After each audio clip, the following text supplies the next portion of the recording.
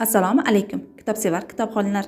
Ohangaron shahar axborot kutubxona markazi sizlarga O'zbekiston xalq yozuvchisi Pirimqul Qodirovning Humoyun va Akbar nomli tarixiy roman kitobini o'qishni tavsiya etadi. Bu ulug' sulolaning razmini bizning qadimiy Turkiston ekanini ko'p mamlakatlar hali bilmaydi. Chunki Bobur va uning avlodlarini ulug' Mo'g'ullar deb atash bir odat tarzida ko'pgina mamlakatlarda saqlanib kelmoqda.